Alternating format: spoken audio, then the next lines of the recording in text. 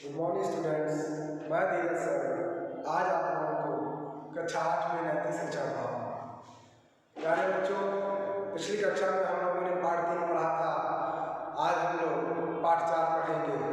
पाठ का नाम है सर्वहिताय। प्यारे बच्चों, प्राय ऐसा देखा जाता है कि हम अपने लिए, अपने परिवार के लिए कठिन से कठिन कार्य को करने के लिए तैयार रहते हैं, लेकिन जब बात आती है समाज के लिए, देश के लिए कुछ करने की, तो हम अक्सर दूसरे के ऊपर टाल देते हैं या ऐसा उम्मीद लगाते हैं कि दूसरे व्यक्ति क्यों नहीं उस काम को कर रहे हैं। बच्चों, यह प्राय गलत होता है, हमें ऐसा नहीं करना चाहिए। इसी कड़ी में आज की कहानी है एक राजा की, राजा नरपत सिंह की, जो बहुत ही ईमानदार, प्रजा की देखरेख करने वाला और कर्तव्यनिष्ठ राजा था। राजा पूरी ईमानदारी से अपना शासन करता था। वह सदैव अपनी प्रजा को खुश देखना चाहता था। उसके राज्य में चारों तरफ सुख शांति थी। एक बार राजा बैठे हुए थे और कुछ सोच रहे थे। अचानक उनको एक बात सूझी। उन्होंने सोचा कि हम अपने प्रजा को इतने सुख समृद्धि के साथ रखते हैं, कहीं ऐसा तो नहीं कि इस सुख समृद्धि के कारण हमारी प्रजा जो है आलसी हो गई है। इसीलिए राजा ने अपनी प्रजा की परीक्षा करने के लिए सोची।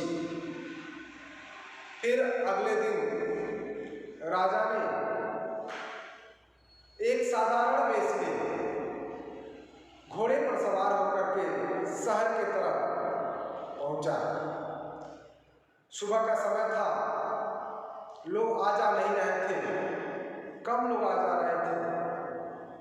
चारों तरफ सन्नाटा छाया हुआ था। राजा ने क्या किया, शहर के मेन सड़क पर एक गड्ढा खोदा और गड्ढा खोद के उसमें एक पोटली रखी और एक बड़ा सा पत्थर ला करके उसके ऊपर रख दिया और स्वयं एक किनारे जा करके छुप करके बैठ गया। जैसे जैसे दिन बढ़ता गया, आगे निकलता गया, लोग आते जाते गए। सबसे पहले एक किसान बैलगाड़ी पर सब्जी लेकर शहर की तरफ जा रहा था। जैसे ही उसने अपने सामने रुकावट देखा, किसी तरह से अपनी बैलगाड़ी वहां से लेकर के आगे बढ़ा और वहां के लोगों को तमाम बातें सुनाने लगा। उसने कहा कि यहाँ के लोग खराब हैं, बुरे हैं, पता नहीं कितने दिनों से यह पत्थर रखा हुआ है और ये लोग इन पत्थर को हटा नहीं रहे हैं। ऐसा बोलते हुए वह किसान वहां से चला गया। कुछ देर बाद फिर उसी रास्ते पर एक सैनिक आता है। सैनिक अपने हाथ में पुस्तक लिए हुए अपनी दुनिया में खोया हुआ चलता चला जाता है। उस सैनिक को ठेस लगती है उस पत्थर से और वह उसके हाथ से पुस्तक गिर पड़ती है। उसके बाद वो भी पुस्तक उठाता है और इसी तरह से अनायास बड़बड़ाता हुआ और दूसरे लोगों को दोष देता हुआ वहां से चला जाता है। फिर कुछ समय बीता। उसके बाद एक ग्वालिन आई, अपने सिर पर दूध रखी थी, कमर में भी दूध लटकाए हुई थी और बिल्कुल सीधा वह दूध लेके जा रही थी। पत्थर से टकरा जाने के कारण उसके दूध का डब्बा उसके सिर से गिरा। किसी तरह से वह अपने आप को बचाई और वह वहां से वह भी यहाँ के लोगों को भला बुरा कहते हुए चली गई। इतने में एक व्यापारी भी उधर से गुजरे और उस पत्थर से उनको भी अवरोध उत्पन्न हुआ, बाधा उत्पन्न हुई। वह व्यापारी भी वहां के आसपास के रहने वाले लोगों को बहुत भला बुरा कहा और फिर पत्थर का जिक्र किया कि पता नहीं कैसे कैसे लोग रहते हैं समाज में, और यह पत्थर पता नहीं कितने दिनों से पड़ा हुआ है लेकिन कोई हटा नहीं रहा है, बहुत खराब है यहाँ के लोग। ऐसा बोलते हुए वह भी वहां से चला गया। किसी ने उस पत्थर को हटा करके और रास्ता साफ करने की कोशिश नहीं की। सारे लोग दूसरे के ऊपर अपने गुस्सा को जाहिर कर रहे थे। तभी उधर से एक गुरुकुल में जाता हुआ बालक आया। उसने देखा कि सड़क के बीचों बीच में एक बहुत बड़ा पत्थर पड़ा हुआ है जो इस मार्ग को अवरुद्ध किया हुआ है।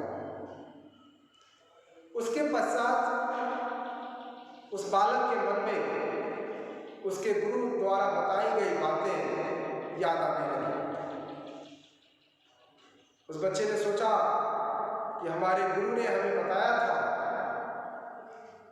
कि सबसे पहले अपने आप को सुरक्षित रखना चाहिए।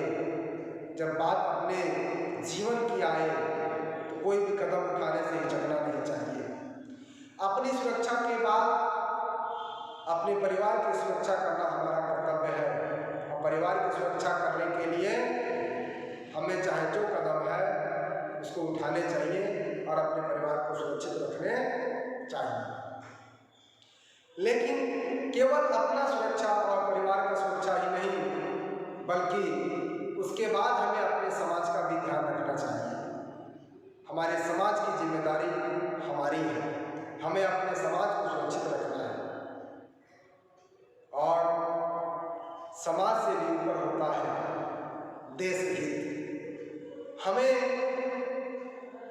भले अपने प्राणों की आहुति देनी पड़े, अपने परिवार की आहुति देनी पड़े, हमें देना चाहिए, लेकिन कभी भी अपने देश के हित के लिए कार्य करने चाहिए। जिस कार्य से देश का भला होता है वही कार्य करना चाहिए। ये सारी बातें उस बालक को वैसे ही याद आ रही थी। वह बालक तुरंत उस पत्थर के पास पहुंचता है और उस पत्थर को उठाने का प्रयास करता है। पत्थर थोड़ा भारी था तो थोड़ा देर लगा, लेकिन वह बालक किसी तरह से उस पत्थर को रास्ते से हटा देता है, मार्ग की बाधा को समाप्त कर देता है। जैसे ही पत्थर हटाता है उस गड्ढे में देखता है कि एक पोटली पड़ी हुई है और उस पर एक पत्र लिखा हुआ है। उस पत्र में लिखा था जो भी यह पत्थर हटाएगा वह इस पोटली का हकदार होगा। यह पोटली स्वयं राजा ने रखा है और राजा उनसे अगले दिन कल सुबह मिलेंगे।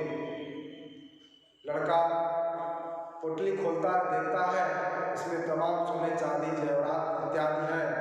वह देख के बहुत प्रसन्न होता है और पोटली लेकर के घर चला जाता है। अगले दिन वह राजा के दरबार में प्रस्तुत होता है। राजा इसको देखकर बहुत प्रसन्न होते हैं और राजा ने इस बच्चे की पूरी पढ़ाई का खर्चा अपने ऊपर उठाया और आगे चल करके राजा ने इस बच्चे को अपना प्रधानमंत्री बना लिया। तो प्यारे बच्चों, यह थी आज की कहानी जिसको हमने पढ़ा। यह कहानी हमें यह शिक्षा देती है कि हमें अपने व्यक्तिगत स्वार्थ के छोड़कर समाज के लिए भी जीना चाहिए और हमें कोई ऐसा कार्य नहीं करना चाहिए जिससे हमारे समाज और हमारे देश को नुकसान हो। तो प्यारे बच्चों, यह कहानी समाप्त होती है और इस पाठ की PDF फाइल आप तक मैं प्रेषित कर दूंगा। आप इस कहानी को और अच्छे ढंग से पढ़िएगा और कहानी के अंत में दिए हुए प्रश्नों को हल करिए।